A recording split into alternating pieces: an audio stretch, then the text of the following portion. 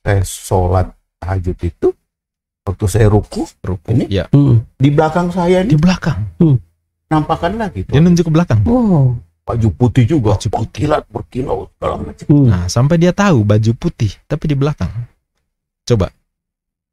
Rasional nggak? Lagi ruku tahu di belakang ada penampakan dan bajunya putih. Jadi dia tidak meninggalkan kekristenan. Jadi dia bersahadat tentu hanya buat untuk menikah tok. Ya, sesuai pengakuannya ya. Sedangkan keyakinan beragamanya, dia tentu masih Bahkan naik haji nih ceritanya. saya waktu menikah pun, saya bilang saya nggak mau jadi Muslim. oke, enggak mau jadi muslim atau menikah enggak mau jadi muslim walaupun bersahadat. Coba kita dengari lagi ya untuk mau menetapkan bahwa dia masih Kristen. Yang paling penting intinya tadinya mengucapkan 2 kalimat syahadat karena menikah, Betul, lalu mau naik haji dengan harapan supaya menemukan hidayah. yang enggak nyambung Artinya supaya menjadi seorang Islam yang kafah begitu ya. Nah, Tetapi bagaimana? Wong semoga dapat hidayah kok menjadi Islam yang kafah. setelah beliau naik haji, ya ketemu Tuhan Yesus. Ketemu Tuhan Yesus di mana itu? di Ka'bah waktu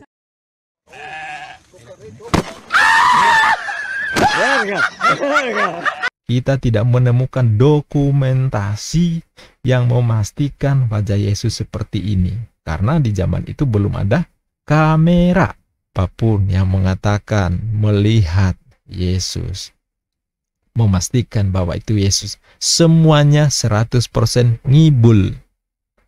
100% ngibul. Kenapa? Mereka akan mengatakan itu Yesus kalau mereka sudah mengetahui, melihat persis, ya, memahami persis wajah Yesus yang asli itu seperti apa, yang hidup di abad 1 seperti apa. Kalau nggak tahu, terus mengatakan bahwa itu Yesus, maka semuanya udah dijamin ngibul.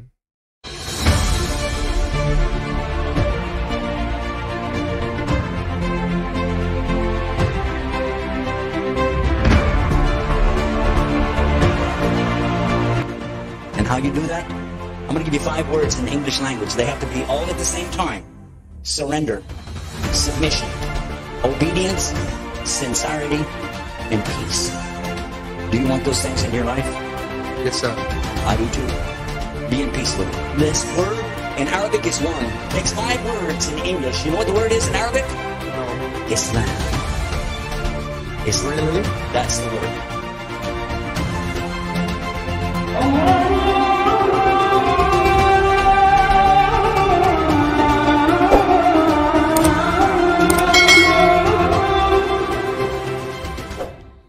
Assalamualaikum warahmatullahi wabarakatuh. Bismillahirrahmanirrahim. Alhamdulillahirrabbilalamin. Asyhadu an la ilaha illallah wa asyhadu anna Muhammadar Rasulullah. Sahabat Fakta Islam TV, kali ini saya akan mereview kesaksian konyol seorang Oten mengaku bersyahadah hanya untuk menikahi muslimah. Dan dia jujur mengatakan masih Kristiani, menuhankan Yesus. Tapi juga ngaku haji terus lihat Yesus di Ka'bah. Tentu ini hal yang sangat lucu dan konyol, tentu saja ya, pamer kebohongan yang terbuka saya kira. Yuk kita bongkar. Namun sebelumnya, bagi yang belum subscribe, silakan tekan tombol subscribe, like, share, dan jangan lupa nyalakan tanda loncengnya. Dukung terus channel ini, insya Allah jadi barokah. Amin. Nah, ini dia seorang bapak-bapak bernama Louis, pemeluk Kristen, mengaku bersahadat saat menikah. Nah, berarti istrinya seorang muslimah. Tapi yang menarik di sini, dia juga berkata bahwa teman-temannya mau menganggapnya dia seorang mualaf. Tapi sebenarnya dia masih Kristen. Nah, buktinya dia masih mengimani Yesus sebagai Tuhan. Jadi, dia tidak meninggalkan kekristenan. Jadi, dia bersahadat tentu hanya buat untuk menikah tok. Ya, sesuai pengakuannya ya. Sedangkan keyakinan beragamanya, dia tentu masih Kristen. Nah, dengan kata lain, ya dia tentu berpura-pura masuk Islam kan gitu ya. Buktinya dia bersahadah, tapi ternyata keyakinannya bukan. Berarti kan berpura-pura namanya. Nah, yang jadi bikin saya heran, kenapa ngapain bersahadat coba kalau memang nggak meyakini kebenaran Islam. Nah, ternyata dia hanya untuk menikah. Dan ini jadi pelajaran buat kaum muslimin ya, bahwa wanita yang dinikahi oleh non-Islam yang ngaku mau mu'alaf atau ngaku bersyahadat, jangan langsung percaya karena bisa jadi seperti yang Bapak Louis ini. Oke, seperti yang disiarkan di kanal Galilea, ini dia pernyataan yang bersangkutan. Karena saya memang tadinya Nasrani. Jadi potong cerita. Jadi ini terlahir sebagai Nasrani Kristen, Lahir Kristen. tetapi karena menikah mengucapkan 2 kalimat syahadat, tinggalkan Tuhan Yesus. Ya sebetulnya juga enggak. Enggak juga ya. Di hati masih tetap Tuhan Yesus. Ya, Nah, berarti dia tetap Kristen ya. Nah, di sini dia mengaku tetap Kristen. Dia masih meyakini ketuhanan Yesus. Berarti bersyahadatnya tadi nggak sesuai ya, pura-pura. Ya, karena dia mau menikah berarti yang dinikahi seorang muslimah, sehingga dia pura-pura bersyahadat seolah-olah mualaf, padahal tidak. Dia tetap dalam keyakinan Kristen. Catat itu ya, tetap dalam keyakinan Kristen. Tapi di awal tadi mengatakan bahwa karena saya tadinya Nasrani. Kan nggak sinkron. Tadinya Nasrani, lahir dan keadaan Nasrani, sekarang pun masih Nasrani, kok bilang tadinya. Nah, ini kan berusaha mengarahkan supaya seolah-olah udah mualaf. Baru kemudian pindah lagi ke keyakinan Kristen. Kan itu sebenarnya motivasinya, framingnya ya. Tapi nggak berhasil karena nggak sinkron ya. Oke, kita lanjut. Gitu. saya itu karena sudah dinyatakan mualaf. Nah, karena saya sudah dinyatakan mualaf, dia tidak mengatakan saya mualaf, tidak. Tapi saya telah dinyatakan mualaf. Ketika bersyahadat, tentu orang di sekitarnya, termasuk yang mensyahadatkan juga akan mengatakan bahwa dia mualaf, padahal dia tidak. Ya, tidak ya. Berarti masih Kristen. Udah clear, dia masih Kristen. Oh gitu. Saya itu karena sudah dinyatakan mualaf. Oh, mualaf ya. Terus Jadi saya kawan-kawan di yang lama itu banyak memberikan wejangan, nasihat. Salah satunya itu saya diminta supaya berhaji. melakukan Nah, rukun Islam yang kelima ya. siapa tahu menemukan hidayah di sana. Oke, siapa tahu. Siapa tahu. Ya. Ya, oke. Siapa tahu menemukan hidayah di sana. Catat. Katanya, karena dia sudah dinyatakan mu'alaf, sehingga orang ngasih wejangan ke dia bahwa salah satunya adalah berhaji. Siapa tahu dapat hidayah. Coba kita rekonstruksi pernyataan orang ini. Pertama, tadi mengatakan bahwa dia telah dinyatakan sebagai mu'alaf. Berarti orang-orang di sekitarnya menganggap dia muslim. Nah, menganggap muslim. Wajar kalau menyarankan untuk berhaji. Sekali lagi wajar kalau menyarankan untuk berhaji. Artinya mungkin disarankan kamu harus bersahadat sudah. Berarti kamu harus sholat, kamu harus berzakat, berpuasa di bulan Ramadan. Terus bagi yang mampu, khusus bagi yang mampu, maka punya kewajiban untuk berhaji di tanah suci Makkah Al-Mukarramah. Kan gitu. Tetapi dengan pernyataan siapa tahu dapat hidayah. Siapa tahu dapat hidayah. Artinya apa? Teman-temannya masih menganggap dia belum Islam. Dan kalaupun disarankan berhaji, harusnya dimulai dari awal. Masa langsung berhaji siapa tahu dapat hidayah? Yang kewajiban lainnya gimana? Jadi nggak sesuai antara apa yang disarankan dengan alasannya. Harusnya ya berhaji bukan karena siapa tahu dapat hidayah, tetapi memang itu kewajibanmu sebagai seorang muslim. Nah, kalau mengatakan seperti temannya semoga dapat hidayah, siapa tahu dapat hidayah, berarti temannya menganggap dia masih Kristen. Padahal tadi mengaku udah dinyatakan sebagai mu'alaf. Kan nggak nyambung, Bapak. Ya. Jadi waktu mengucapkan 2 kalimat syahadat itu sebetulnya bukan dorongan hati kecil. Jadi tapi karena mau menikah. Ya. Oke. Ya, bersyahadat karena mau menikah, tapi dia bukan dorongan dari hati. Artinya dia masih Kristen. Masih Kristen. Kita tetapkan dia masih Kristen. Oke, terus Bahkan naik haji nih ceritanya. saya waktu menikah pun saya bilang saya nggak mau jadi muslim. Oke, enggak mau jadi muslim atau menikah enggak mau jadi muslim walaupun bersyahadat. Coba kita dengari lagi ya untuk menetapkan bahwa dia masih Kristen. Jadi waktu mengucapkan 2 kalimat syahadat itu sebetulnya bukan dorongan hati kecil. Nah, Jadi tapi karena mau menikah. Ya. Oke, terus bahkan naik haji nih ceritanya. saya waktu menikah pun saya bilang saya nggak mau jadi Muslim. Tidak mau Muslim. Jelas ya? Berarti bersahadah tetapi dia tetap dalam keyakinan Kristen. Saya berkatakan itu kepada mertua saya waktu itu. Istri saya waktu itu juga bilang, ya udah jalanin aja dulu. Iya, berarti sudah dia kasih tahu kepada mertuanya. Ketika dia mengatakan kepada mertua berarti sudah sah ya, sudah menikah. Baru dia sampai kepada mertua. Berarti artinya bersahadah dulu dan dia sah sebagai suami istri. Makanya dia mengatakan bukan calon mertua, tapi sudah mengatakan mertua. Mengatakan kepada istri saya, bukan calon istri saya. Berarti sudah sah sebagai sebuah ikatan pernikahan. Kan gitu ya ceritanya. Walaupun kalau dia masih keyakinan Kristen berarti tidak sah dalam ini. Tapi menurut, karena dia sudah memanggil sebagai mertua, sebagai istri, berarti dalam pikirnya dia ini sudah sah suami istri. Walaupun sekali lagi secara hukum Islam, kalau keyakinan berbeda tentu tidak sah. Itu ya.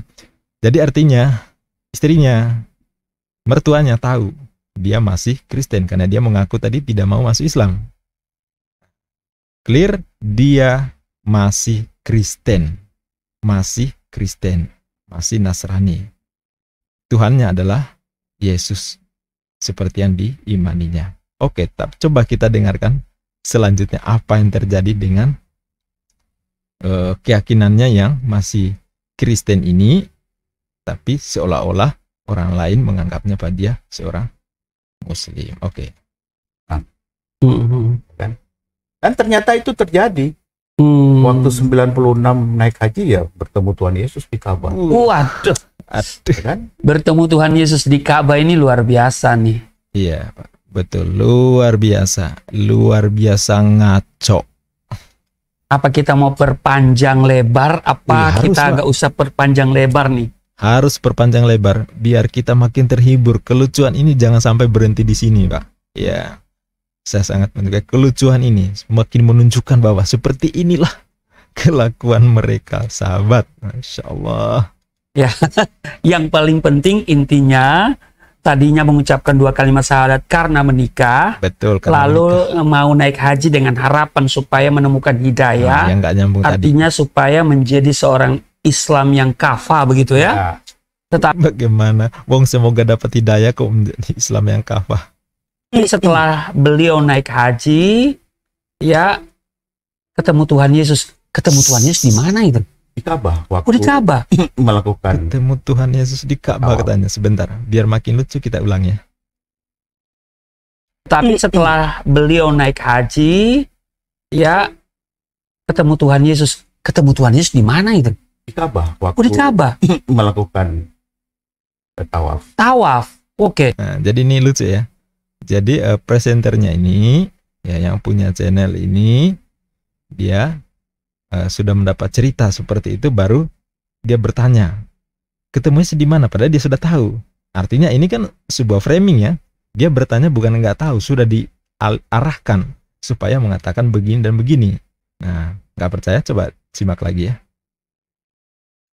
Ya, ketemu Tuhan Yesus. Nah, ketemu Tuhan. Ini belum ini ketemu Tuhan Yesus. Dia sudah menyimpulkan nih.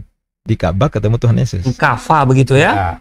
Tetapi setelah beliau naik haji, ya ketemu Tuhan Yesus. Nah, dia sudah ngasih tahu nih, ketemu Tuhan Yesus. Baru dia bertanya, ketemunya di mana?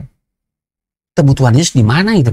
Di Ka'bah. Di Ka'bah. Melakukan tawaf. Tawaf. Oke. Putaran keberapa ini? Skenario ya. Ka'bah banyak 7 kali. Putaran keberapa? Putaran kelima. Putaran kelima. Bagaimana apa yang terjadi? Kepala saya itu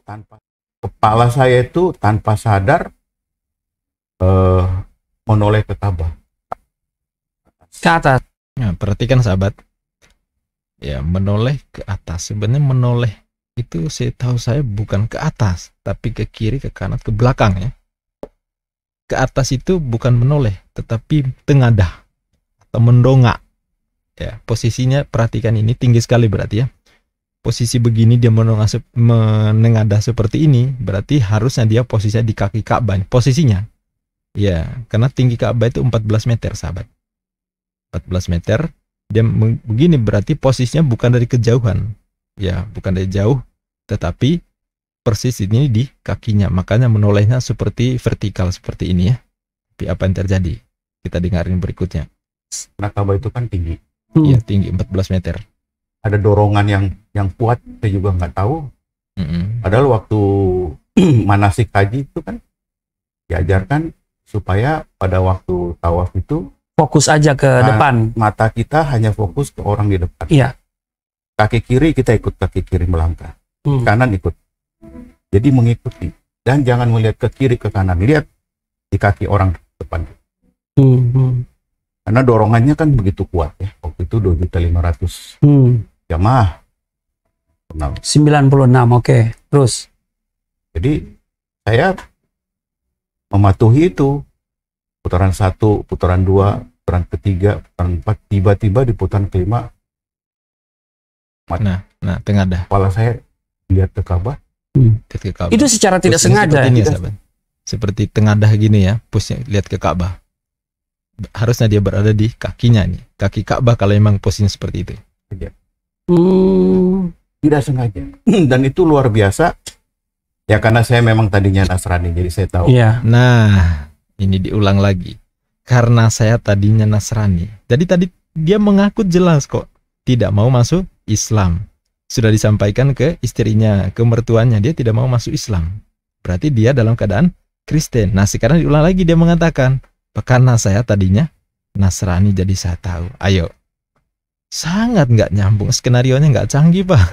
Preminya kacau ya, amburadul. Bagaimana Tuhan Yesus itu? Iya. Itu tidak perlu dipertanyakan lagi. Iya. Ya, karena kalau ditanyakan jadi amburadul Pak ya. Jadi Tuhan Yesus tuh berdiri di atas Ka'bah melayang dengan baju putih yang berkilau mengkilat luar biasa. Sinarnya bukan main. Padahal waktu itu kan tengah hari bolong. Tengah hari bolong. Udara derajat waktu itu 42 derajat. Ya, sempat ngitung 42 derajat. Ya, luar biasa ya. Coba melayang ya. Melayang pakai jubah putih mengkilap gitu ya. Wah, luar biasa kan di atas Ka'bah. Jadi panasnya luar biasa. Tapi ada sinar yang jauh lebih hebat, lebih dahsyat. Tuhan Yesus. Jadi waktu melihat menengok ke atas ada penampakan ya. Ada penampakan. Tuhan Yesus dipastikan bahwa itu adalah apa namanya kayak cahaya. Ya. Jadi ini dia berusaha mau mengarahkan, tapi bapaknya malah diam juga ini. Iya, jadi saya lihat di sini ya si presenternya ini berusaha untuk mengarahkan, tapi ya ini yang terjadi. Jadi Tuhan Yesus menggunakan jubah putih, ya, rambutnya gondrong, gondrong rambutnya. Jadi melayang. seperti memberkati. Oke. Bayangin dulu sahabat, Yesus melayang pakai jubah putih, bercahaya, rambutnya gondrong, tangannya begini. Luar biasa ya. Jadi orang-orang itu yang melakukan ibadah haji waktu itu berkeliling. Iya. Nah, waktu lihat itu apa reaksi dari Pak? Oh, saya kaget. Saya kaget orang berteriak. Saya bilang, Tuhan berteriak Yesus, ya. Ampunilah dosa dan. Nah, coba saya ulangi di sini ya. Berteriak. Nah, coba berteriak dan Tuhan Yesus ampuni dosa saya. Ini. Coba dengar. Nah, waktu lihat itu apa reaksi dari Pak? Oh, saya kaget. Saya kaget orang berteriak. Berteriak. Saya ulangi lagi. Berteriak ya. Iya. Nah, waktu lihat itu apa reaksi dari Pak? Oh, saya kaget. Saya terus terang berteriak. Ya, terus terang berteriak. Tuhan Yesus, ampunilah dosa dan. Ya, jadi dia berteriak. Dia sendiri yang bilang ya. Dia berteriak. Lalu dia mengatakan, Tuhan Yesus, ampuni dosa dan kesalahan saya. Ampuni dosa dan kesalahan saya. Dia berteriak, Tuhan Yesus, ampuni dosa dan kesalahan saya. Coba kita rekonstruksi. Ya. Tadi dia menjelaskan dalam manasik dan dia taat ya. Dia mengikuti bahwa saat manasik dikasih pengarahan begitu ya. Bahwa berjalan saat tawaf itu jalannya begini. Melihatnya ke sini. Seperti itu ya. tertib, kiri-kiri gitu ya. Nah, jangan melihat ke kanan, ke kiri. Tadi sudah dikasih tahu begitu ya. Dia menjelaskan seperti itu. Berarti tertib. Dan memang tawaf itu mengitari Ka'bah secara teratur, tidak terlalu cepat, tidak berlari, tetapi juga tidak terlalu pelan. Sehingga sedemikian tertib, sehingga tidak terjadi desa-desakan dan tabrak-tabrakan, karena mereka melakukan ritme perjalanan yang sama. Dan itu jumlahnya tadi tidak sedikit ya. Yang namanya tawaf pada saat berhaji itu banyak sekali ya. Dan mereka tertib bejubel banyak orang. Coba, kalau ada yang berteriak, apalagi teriakannya kemudian menyebut Tuhan Yesus, ampuni dosa kesalahan saya, itu kira-kira menimbulkan kehebohan gak? Sudah pasti menimbulkan kegemparan yang luar biasa, dan saya yakin itu akan menjadi berita internasional, jadi headline news di berbagai media internasional. Harusnya, karena ini kejadian super langka, luar biasa. Masih ingat beberapa tahun yang lalu ada seorang ibu saat dia berhaji, dia membawa gunting. Apa yang dilakukan? Dia menggunting kiswah, mengambil sedikit kain kiswah penutup Ka'bah itu. Nah, itu menjadi kehebohan tersendiri luar biasa dan menjadi headline internasional itu.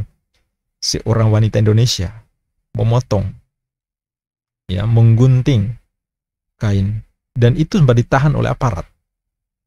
Itu luar biasa beberapa tahun lalu ya. Kalau tidak salah itu dari Sulawesi Selatan, setahu saya. Kalau saya nggak salah ingat ya. Seperti itu. Itu aja sudah luar biasa. Karena memang kejadian di sana hal yang aneh ya, jadi berita internasional. Nah, bagaimana dengan si bapak ini? Tiba-tiba dia berada di barisan yang semuanya pada berzikir, bertalbiyah, la baik Allahumma la baik. Tiba-tiba muncul satu orang, ya, berteriak, dan dia mengatakan, Tuhan Yesus, ampuni dosa dan kesalahan saya. Ya pasti jadi heboh lah. Nyatanya tidak ada pemberitaan apa-apa. Ini sama seperti kalau kita baca di Injil Matius pasal ke-27 ayat ke-52 ya, yang di situ menceritakan tentang kuburan-kuburan terbuka. Katanya orang-orang suci itu, orang-orang kudus yang meninggal itu ikut bangkit ya. Jadi pada saat kebangkitan Yesus itu orang-orang kudus ikut bangkit. Mereka keluar dari kubur. Ya, tentu banyak sekali mereka lalu berjalan di kota ya. Berarti mereka macam berparade gitu. Kebayang nggak? Orang dari kubur keluar, mereka berparade berjalan di kota kudus. Dan katanya mereka menampakkan ke banyak orang. Harusnya itu menjadi kegemparan yang luar biasa, heboh ya, di Yerusalem, heboh luar biasa. Dan pasti akan dicatat dalam sejarah bahwa pernah terjadi kejadian luar biasa begini. Nyatanya tidak. Bahkan kalau nggak salah ini cerita hanya ada di Injil Matius. Koreksi kalau saya salah ya. Umpama di Markus, di Lukas, di Yohanes ada nggak? Ya, setahu saya nggak ada. Tapi kalau memang ada, mohon maaf ya, koreksi. Nah, jadi seperti itu. Di dalam catatan sejarah kita tidak mendapatkan berita itu bahwa pernah terjadi begini. Ya, Bapak ini juga harusnya kalau memang beneran terjadi seperti yang dia ceritakan, itu menimbulkan kegemparan luar biasa, menjadi headline news. Sama seperti ketika si ibu membawa gunting saat berhaji dan mendekati Ka'bah dan menggunting kain kiswah. Nah, itu tidak terjadi apa-apa. Nah, coba kita lanjut. Terus langsung keluar dari barisan itu, ikut terus ya? Ikut terus sampai saya tiba di depan. Nah, sampai tiba di depan ya. Sampai tiba di depan. Tadi dia tengadah ya. Kalau tiba di depan, pas di Ka'bah dia tengadah wajar. Tapi kalau jauh itu nggak rasional. Kalau dia harus tengadah dengan vertikal seperti tadi. Sebab memang Ka'bah itu tinggi, mencapai 14 meter. Tapi kalau dari posisinya posisi tawafnya itu agak jauh, dia tidak perlu harus tengadah vertikal seperti tadi. Tengadah seperti itu kalau dia berada di tepat di depan Ka'bah. Nah, tadi ini kan baru nyampe. Karena sekarang baru nyampe, berarti tadi nggak di situ. Tadi berarti jauh. Sekarang kan dia berada di situ, berarti. Nah, posisi dia tengadah tadi, melihat Yesus ke atas tadi, ya nggak sesuai. Oke. Jadi selesai melakukan itu, sampai ke titik yaitu Ka'bah sama Hajar Aswad. Ya. Oke. Jadi itu tahun 9. Oke, sebelum saya lanjut, saya mau bahas ini dulu ya. Bahwa dia mengaku melihat Yesus tadi. Melihat Yesus di atas Ka'bah. Kemudian tangannya begini, ya merentang gitu ya. Seperti memberkati, kemudian dia melayang ya. Berjubah putih, kemudian rambutnya gondrong. Ya, dibayangkan agak ngeri-ngeri sedap gitu ya. Oke, tapi yang menarik bagi saya yang pengen saya komentari adalah dari mana si Bapak ini? Ini seandainya benar dia berada di situ, ceritanya bukan cerita rekayasa, cerita khayalan, tapi dia memang betul-betul dia berhaji walaupun dalam keadaan Kristen tadi, kemudian dia melihat Yesus di situ ya. Nah, dari mana dia memastikan itu Yesus? Karena sampai detik ini, di zaman modern kita ini, nggak ada yang tahu wajah Yesus yang asli seperti apa. Karena Yesus adanya di abad pertama. Yang hidup sezaman dengan Yesus, bergaul dengan Yesus, tentu mereka tahu wajah Yesus seperti apa. Tapi kita sekarang nggak ada yang tahu. Kita tidak menemukan dokumentasi yang memastikan wajah Yesus seperti ini. Karena di zaman itu belum ada kamera. Belum ada kamera. Belum ada selfie-selfie seperti sekarang. Belum ada. Ya, kamera belum ditemukan. Melukis atau mematung wajah orang, ya, duplikat seperti itu nggak terjadi di masanya Yesus, karena hukum Taurat melarang melukis, menggambar makhluk bernyawa, ya, itu nggak boleh, ya, dilarang.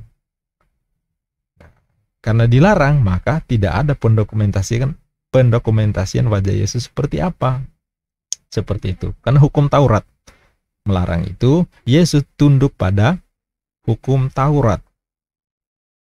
Nah, makanya jangan heran kalau sekarang orang yang membuat visual wajah Yesus beraneka ragam. Orang Afrika bikin versi Afrika, orang China versi Yesus versi China, orang India bikin Yesus versi India, gitu kan? Orang Australia bikin Yesus versi Australia. Orang Amerika, orang Belanda juga begitu. Mereka membuat versi sesuai dengan imajinasi mereka. Jadi, apapun model wajah Yesus yang dipublikasikan sekarang, semuanya palsu. Semuanya hoax. Semuanya tidak sesuai kenyataan. Hanya imajinasi, hanya rekayasa. Pertanyaannya, si Bapak ini melihat Yesus versi yang mana? Versi Afrika? Versi India? Versi Australia, versi Belanda, atau versi apa? Dan apapun versinya tadi, semuanya hoax. Karena tidak ada yang mau memastikan wajah Yesus aslinya itu seperti apa. Kalau dia mengatakan itu wajah Yesus, saya lihat itu Yesus, bentuknya seperti ini, harusnya dia sudah punya referensi tersendiri. Contoh, saya mengatakan bahwa, saya melihat Pak Jokowi, Pak Presiden Republik Indonesia, Pak Jokowi. Saya sudah tahu awalnya bahwa Pak Jokowi itu wajahnya seperti ini. Sehingga ketika melihat di tempat lain, saya mengatakan bahwa, ini loh, itu tadi saya ketemu Pak Jokowi. Kenapa? Karena saya sudah tahu wajah Pak Jokowi seperti apa. Lah, Bapak ini gimana? Dia mengatakan, itu Yesus. Begini. Padahal dia tidak tahu wajah Yesus yang asli seperti apa. Hanya berdasarkan apa yang mungkin digambar, dilukis, yang semuanya hoax palsu tadi. Ya kan? Bagaimana mungkin memastikan itu Yesus sementara dia tidak mengetahui wajah aslinya? Nyambung kagak? Nggak nyambung sama sekali. Jadi dengan begitu saya mau katakan bahwa siapapun yang mengatakan melihat Yesus memastikan bahwa itu Yesus. Semuanya 100% ngibul. 100% ngibul. Kenapa? Mereka akan mengatakan itu Yesus kalau mereka sudah mengetahui, melihat persis, ya, memahami persis wajah Yesus yang asli itu seperti apa, yang hidup di abad 1 seperti apa. Kalau nggak tahu, terus mengatakan bahwa itu Yesus, maka semuanya udah dijamin ngibul. Betul? Seperti itu. Oke, mari kita lanjut apa yang terjadi. Nah, kemudian pulang dari sana, apa yang dirasakan? Ya tidak merasakan apa-apa. Ya, Tidak masih merasakan tetap dalam apa-apa. iman itu. Ya, satu contoh misalnya gini. Tidak merasakan apa-apa ya, malah dia ketawa-ketawa aja. Padahal harusnya kalau memang mengalami kejadian itu pasti luar biasa. Ya, tapi dia tidak merasakan apa-apa. Pertama kali saya tiba di rumah itu dari bandara, udah waktu itu sholat duhur ya, sholat duhur. Jadi ayo sholat, katanya sholat. Nah, ayo sholat. Nah, itu sholat pertama sepulang dari haji ceritanya. Nah, sebentar. Dia mengatakan tadi sampai di rumah, ayo sholat. Berarti tidak sendiri kan? Ada menyuruh atau ada mengajak. Ya, coba kita ulangi ya. Duhur ya, sholat duhur. Jadi ayo sholat, katanya sholat. Ayo sholat. Nah, itu sholat pertama sepulang dari haji ceritanya. Tapi saya nggak tahu gimana, pikiran saya juga lagi kacau pokoknya lah. Saya malahan berlawanan arah kiblat. Berlawanan arah kiblat, salah kiblat. Harusnya saya menghadap sana, saya menghadap ke sini. Harusnya menghadap sana, menghadap sini. Keliru. Jadi keliru ya. Begitu. Harusnya kalau sudah melakukan itu kan sampai mengikuti putaran ke-7 sampai selesai, berarti ya apalagi sudah menyentuh Hajar Aswad, berarti haji mabrur ya. Harusnya begitu. Nah, ini ngaco lagi. Apa hubungannya? Haji mabrur standarnya bukan itu. Itu hanya menyempurnakan ibadah hajinya, rukunnya dilakukan, tetapi mabrurnya bukan itu. Nah, jadi ngaco, diarahkan tetapi salah juga, makin lucu ya. Ini berusaha seolah-olah mereka memahami Islam, padahal kan kagaknya. Ya, masa mabrur ukurannya itu. Oke, kita lanjut masih soal benar nggak Bapak tadi tidak merasakan apa-apa gitu ya. Tapi pikiran saya waktu itu juga lagi ketutup, gimana saya nggak ngerti. Nah, sebentar. Tadi mengatakan nggak ngerasain apa-apa. Sekarang pikirannya ketutup sampai salah kiblat tadi. Itu selesai sholat, saya baru sadar, loh, kiblat saya salah nih. Kiblat saya salah. ya kan? Oke, nih. Tadi kita dengar ya, dia mengatakan, ayo sholat. Entah dia mengatakan atau orang lain mengatakan, ayo sholat. Sehingga dia melakukan sholat. Berarti dia tidak sendiri. Nah, sekarang salah kiblat. Nyambung nggak? Antara tadi ada yang mengajak ayo sholat, berarti dia tidak sendiri. Terus salah kiblat. Otomatis kalau salah kiblat, kalau dia sholatnya nggak sendiri, rame-rame gitu beberapa orang atau mengajak orang di rumah, berarti kan dia tidak sendiri. Harusnya tidak salah kiblat. Kan gitu. Tapi dia nggak salah kiblat, dia sendiri. Padahal tadi ada ayo sholat.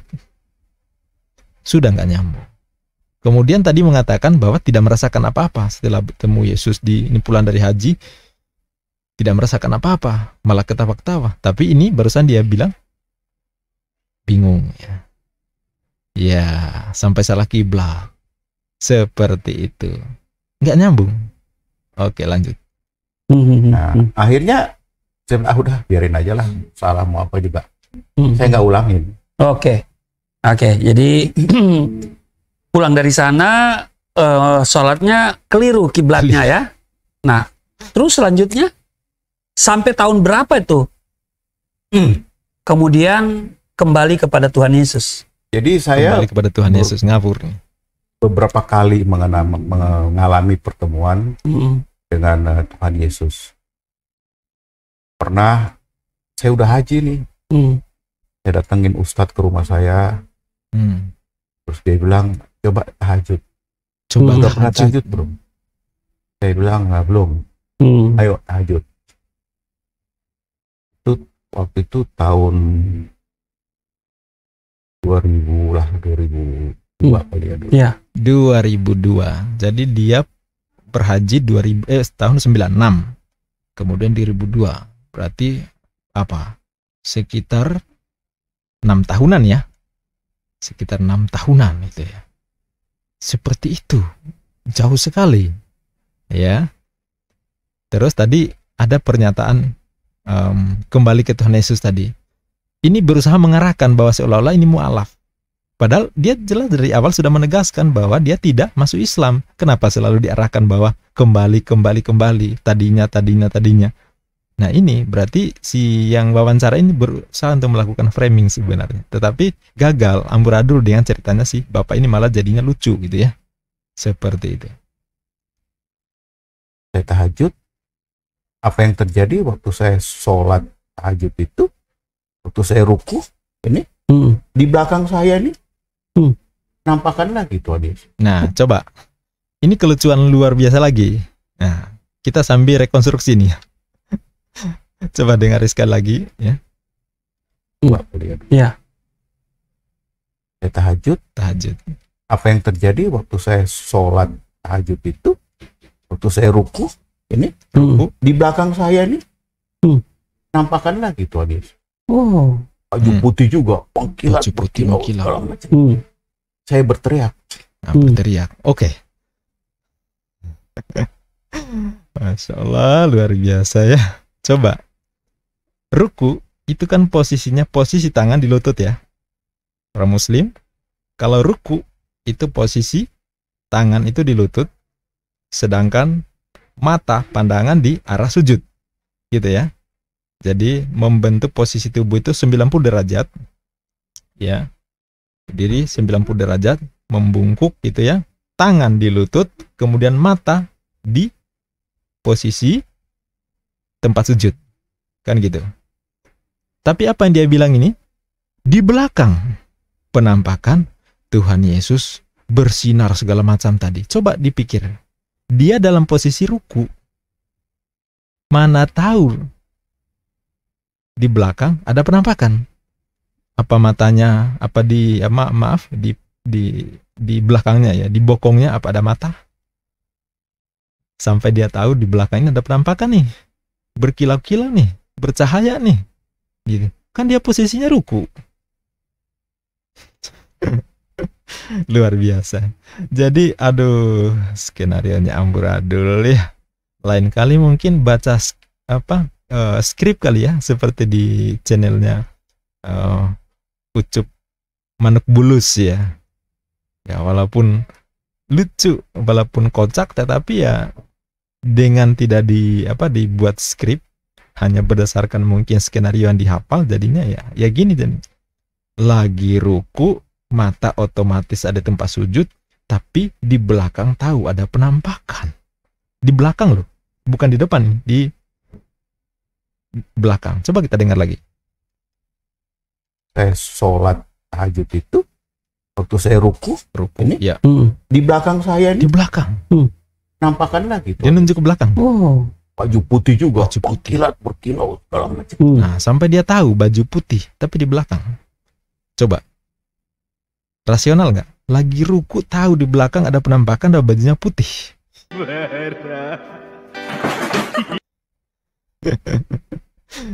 Masya Allah, luar biasa Bapak. Aduh, pakai merem lagi.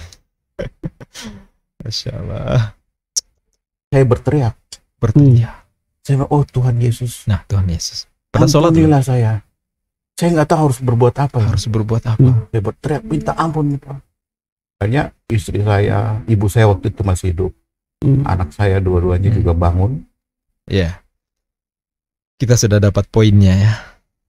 Satu demi satu rangkaian cerita, semuanya nggak sinkron. Kasian. Ya. Kasian sekali Bapak ruku melihat penampakan di belakang. Terus teriak, manggil Tuhan Yesus. Kan gitu. Padahal lagi sholat. Ngapain sholat? Ngapain berhaji? kalau keyakinannya itu Kristen.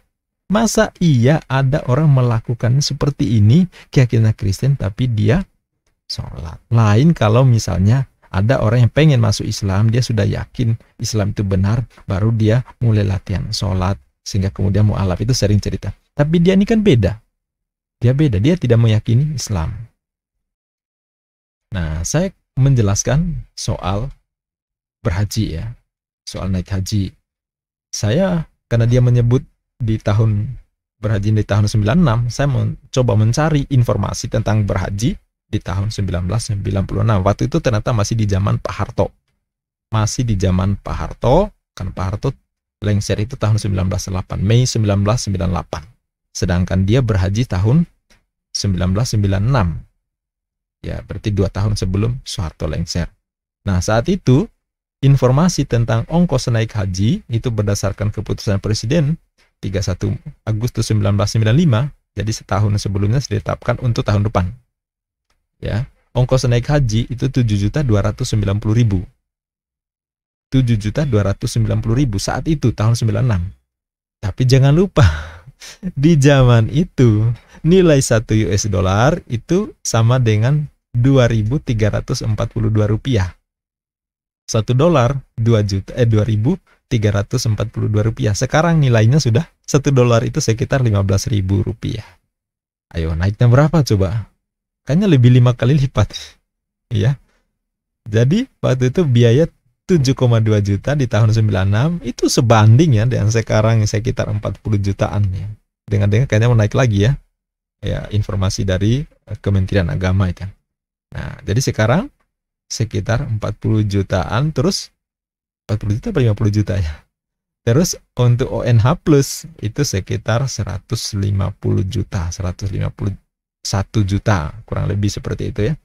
Ya, jadi nilainya sebanding seperti itu. Dulu 7,2 juta, sekarang 40 jutaan.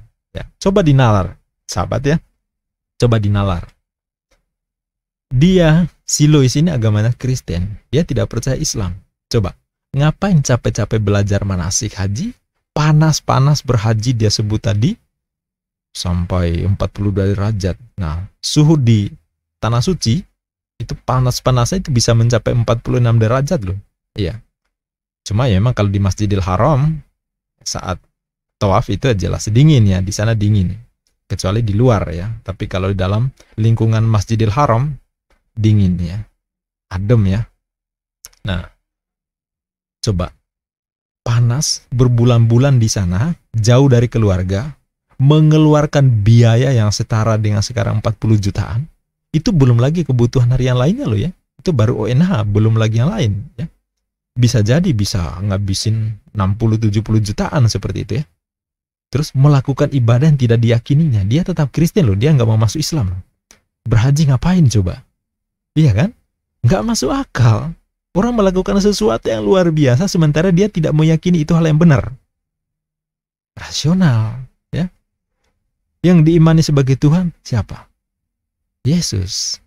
Dia sampai tawaf pun dia Yesus yang diimaninya. Terus ngapain dia tawaf keliling mutar-mutar? Ngapain?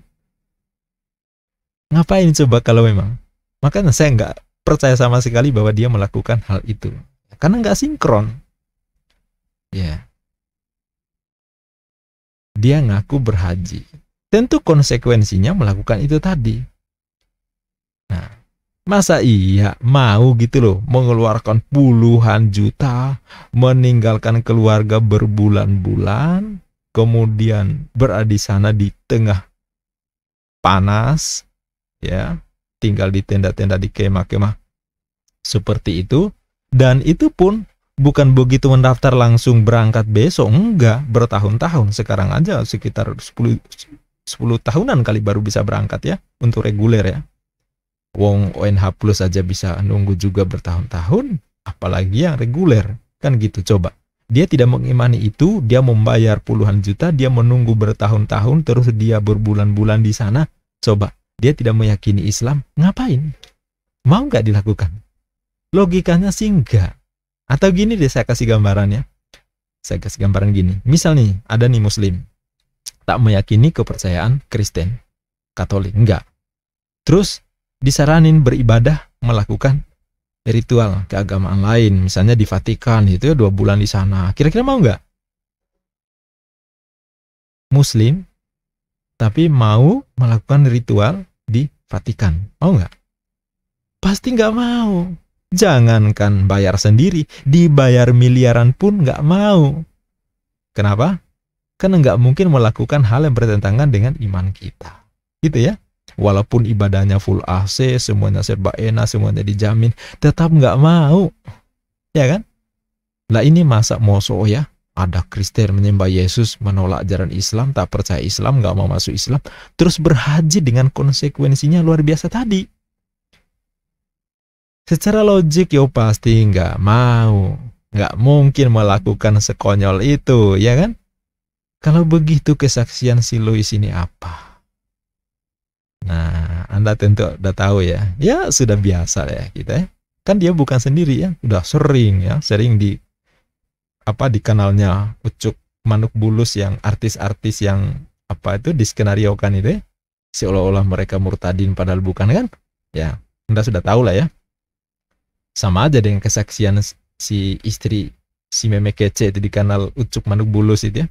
Dia ngaku ikut di pesawat pemberangkatan jamaah haji, padahal dia bukan jamaah. Coba, seluar biasa ketat ya pengiriman jamaah haji ke tanah suci, dan mereka semuanya terregister dengan luar biasa sampai boleh diberangkatkan. Terus ada katanya numpang di pesawat haji, gitu loh. Dan ketika dia mengatakan itu, kemudian ada petugas haji yang komplain dan meminta pembuktian. Akhirnya dia ngumpet ya, dia ngumpet, takut dilaporkan ke polisi ya, karena memang kesaksiannya palsu gitu ya. Itu sudah sering ya.